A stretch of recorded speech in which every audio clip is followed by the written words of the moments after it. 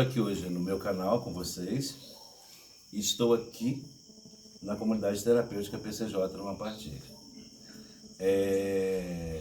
Vocês vão escutar a voz de um residente me fazendo uma pergunta agora. Faça num bom tom de voz a sua pergunta. Quando eu cheguei aqui, Mais alta. há quase 5 meses atrás, eu vim para cá por instinto de sobrevivência. As circunstâncias que me trouxeram até aqui foi instinto de sobrevivência. Só que com esses quase 5 meses aqui, com as circunstâncias que o PCJ me propiciaram, eu consegui ressignificar esse sentimento. Hoje eu não quero estar aqui por sobrevivência, quero estar aqui para ter uma nova vida. E é sobre isso que eu quero falar para você hoje aqui no meu canal, a partir dessa fala dele. Nós temos hoje aqui, a casa está lotada, não temos vagas no momento, são 20 vagas, alguma coisa assim. E o PCJ existe há 37 anos. Nesses 37 anos, com todos os residentes que passaram aqui, ou seja, dependentes químicos vindo pedir ajuda, ou help, né, para se tratar, eu não acredito que nenhum veio para fazer recuperação. Nenhum. Eu não vou afirmar, eu prefiro achar, para não estar julgando, né, a todos que passaram e que estão aqui hoje. Então, eu não acredito que ninguém venha aqui para fazer recuperação. Mas vou falar por quê.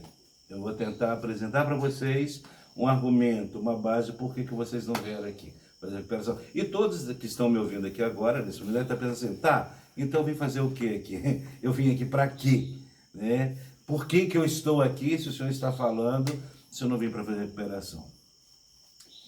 É o seguinte, todos nós temos um instinto de sobrevivência, que é o que esse residente acabou de colocar. Então, esse instinto de sobrevivência é um reflexo. Vocês já perceberam que nós temos reflexo. Se alguma coisa vem nos ameaçar, muitas das vezes a gente não raciocina. Não raciocina. A gente imediatamente, a gente faz um movimento sem pensar sobre ele de defesa. De defesa. Assim como o ataque também, né? Como ocorre na defesa, pode também ocorrer no ataque. Pessoas que agem impensadamente para se defender, para se poupar, para se proteger, para se guardar. Isso é do ser humano. Isso é do ser humano. E como a dependência química é uma doença que vai desintegrando, vai levando o indivíduo a um processo de perdas, danos, desgastes e tragédias até muitas vezes, e isso leva a uma vida sub-humana e faz a pessoa estar no caminho de perder a vida.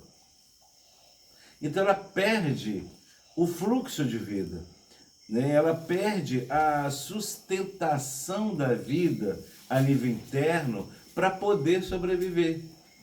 Então a vida, vamos pensar em termos de dimensão, a vida seria algo que está por trás do nosso instinto de sobrevivência. Ela é algo mais profundo do ser humano, a vida. A vida a gente pode chamar de essência, por isso que a gente fala que o coração é um órgão da vida, que pulsa a vida, né? Onde tem a passagem do sangue, que vai bombeando sangue. Mas o instinto de sobrevivência, ele é simplesmente para nos poupar de ameaças. Só para isso. O instinto de sobrevivência é para nos manter no aqui e agora. Instinto de sobrevivência não passa disso. É necessário. Não precisamos banalizar um instinto de sobrevivência, desmerecer ou negligenciar ou negar. Não, não precisamos. Mas o instinto de sobrevivência é apenas para fazer perpetuar a minha permanência no aqui e agora. Bem, quando o indivíduo está no fundo de poço, por causa do abuso de drogas, qual é a grande ameaça? A perca da vida. Às vezes uma overdose, alguém que tenta matar, uma briga, um risco, dívidas com traficantes, né, etc, etc. Então, o risco de morte está sempre presente. Está sempre presente. A circunstância é que o adicto nativo ele está sempre beirando a morte. Então, automaticamente ele quer sobreviver, porque ele pressente a morte. Ele pressente. Até porque ele já está num processo de morte, então ele pressente. É mais fácil para ele pressentir a morte, sabia? É muito mais fácil, porque ele está beirando, porque ele está próximo da morte pelos perigos, desafios, dilemas que ele passa. Então, a conexão, o contato do dependente químico nativo no fundo de poço com o instinto de sobrevivência existe. Só que ele, o dependente químico, eu estou rindo, porque assim, na verdade eu estou rindo porque é uma coisa muito incoerente. Ele pega o instinto dele, que é algo natural de sobrevivência, ele coloca o instinto de sobrevivência a favor da própria doença adictiva. Ele não pega o instinto de sobrevivência e canaliza para abrir caminho para o fluxo de vida, para o viver bem, o viver saudável. Não. Por isso que existem as manipulações adictivas. Né? Quando ele promete parar depois de um susto, de uma ameaça, de um problema, que ele promete para a família, ou que ele começa a falar, muito gogó, né? Ah, agora eu não quero mais, não vou mais. Fica com intenções, fica com promessas, daí as famílias estão cheias disso. Então, o instinto de sobrevivência deles são tomados, tá, pelo mover da própria doença adictiva que se encontra dentro deles. Bem, mas não vamos ficar aí. Vamos um pouquinho além. Quando o dependente químico vem para uma comunidade terapêutica, como eu comecei a falar no início desse vídeo, o primeiro momento, seja em clínica particular ou uma comunidade terapêutica, é a desintoxicação. Mas não é somente desintoxicação química, é desintoxicação de alma, de mente, de pensamento, do cognitivo, do corpo, de tudo. Porque a mente dele, a vida dele, o ser dele, o físico dele, está todo tomado por uma sobrecarga de forçação de barra, de tentar sobreviver a um mundo adictivo que é só penúria. Por isso que às vezes eles vêm, hoje o dependente que está aqui agora, nesse momento, ele falou, dormi a noite toda, dormi o dia inteiro. Eu falei para ele, meu filho, durma o tempo que você tiver que dormir. O seu corpo, a sua mente precisa. Porque você vem com a overdose de sobrevivência, de tentar sobreviver, cheirando, fumando, bebendo. Então o corpo precisa descansar, se recompor, se restaurar. Então o primeiro mês, segundo mês, é essa desintoxicação geral. E com isso, quando o corpo não precisa mais, vai ficando afastado, né, da droga de preferência que usa, que fica bombardeando a mente, o físico dele durante a ativa, que não tem mais essa droga, o que acontece quando eles estão na abstinência? Depois que passa um tempo, começa a aparecer algo chamado consciência, que não é entendimento, nem racionalidade, nem instinto de sobrevivência. Vai despertar na mente desse indivíduo uma luzinha e falar assim, bem, eu posso ir além do sobreviver. Eu posso ir além. Eu posso entrar numa dimensão de autoestima, autovalia, de ter sonhos, projetos de vida, de compor uma rede pequena de família, com uma companheira, com um companheiro, com filhos. Eu posso ter uma estabilidade profissional, investir na minha vida e ter meus ganhos e construir meus bens. Então, quando abre perspectiva, isso eu chamo de desdobramento de consciência, depois dessa fase de desintoxicação inicial. Então, vai despertando uma consciência que ele não é mais um sobrevivente, mas sim que ele é uma vida. Então, tem muitas pessoas que tentam parar de usar droga e param e ficam como sobreviventes. Não mudam o seu estilo de vida, não tem esse despertar de consciência, não faz movimentos contrários para o novo estilo de vida, não paga o preço para poder funcionar no mundo com fluxo de vida. Não quer, só quer o venha a nós, só quer receber, quer tudo de graça, não quer pagar o preço, não quer assumir as consequências dos seus atos, não quer passar por uma angústia de recuperação de ser e de estar nesse mundo que é tão cruel. Percebe? Isso tudo é vida. Então vida tem um preço também. O sobreviver, muitas vezes não. Se você é poupado, você está, vamos supor, estou dando um exemplo assim, a pessoa está numa cadeia, está preso lá, e tem alguém lá fora querendo matar ela. Ela está sobrevivendo na cadeia. Ela está protegida que está na cadeia, mas ela não está vivendo. Ela está sobrevivendo na cadeia. Porque a pessoa que quer matar ela está lá fora, não está lá dentro. Tá um exemplo simples assim, né? Para falar para vocês que estão aqui me ouvindo hoje.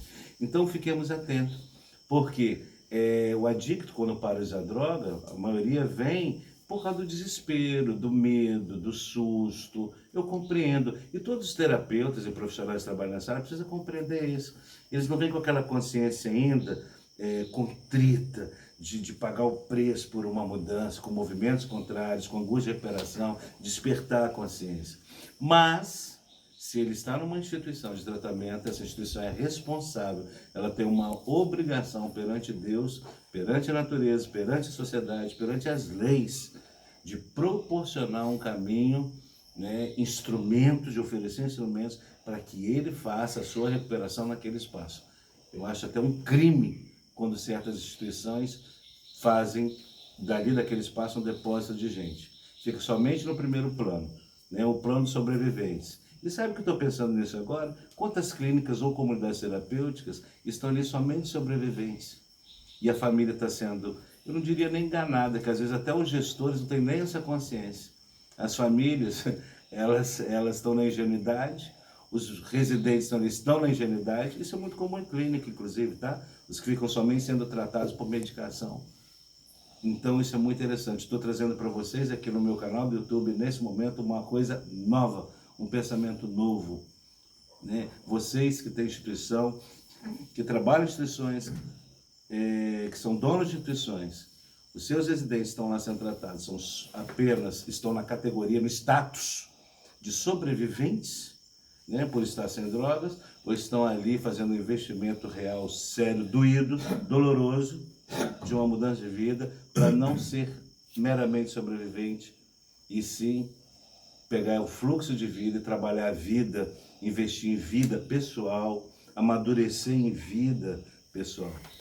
Eu estava conversando, batendo um papo com o residente esses dias, e aí ele falou uma coisa muito rápida. Eu peguei a veia dele, da infantilidade dele. Falei, parece que a sua história toda com droga foi muito infantil, né? Muito criança. Você brincou muito com perigo, né? E aí ele simplesmente, ele viu que inconscientemente, no mecanismo dele de defesa, ele começou a falar da infância dele. Mas eu não estava falando da defesa dele. Eu estava falando do quanto ele não pegou a vida, não se amadureceu na vida, com fluxo de vida, para saber se é perigo, eu tenho que me distanciar. Se é perigo, se me leva para destruição ou derrota, eu como adulto e não infantilmente, eu preciso lutar contra isso, que é a doença que ele adquiriu. Então é preciso ter esse despertar de consciência, né? Isso é muito importante. Então, você adicto, fica atento, você que busca um tratamento, não queira ser mais um sobrevivente, porque isso não vai te dar estrutura nenhuma. Por isso tem muitos repetecos, fica um prazo de validade, fica um tempo limpo, aí como ficou somente como no status de sobrevivente, depois recai, volta tudo. E cuidado, porque, como diz a Bíblia, né, o Evangelho, né, sai 7 espíritos, bobear a casa contra a casa toda limpa, daqui a pouco vem 7, mais outros 7. A coisa fica pior. Então é preciso que não sejamos apenas, eu não, né, porque eu não sou adicto, mas você que é o adicto, né, tentando te ajudar, que você não seja, não funcione como sobrevivente, ficando um tempinho sem droga, mas que você use de propósito, que é o segundo passo do método que eu criei, mas que você tenha um firme propósito de investir na vida que está à sua disposição. Eu espero que você tenha gostado dessas palavras. Também te peço que você compartilhe esse vídeo, né, para as pessoas que você gosta, que você queira. Eu acho que vai ajudar muito essas pessoas, tá bom? E dê o seu like aí. Um grande abraço. Tchau.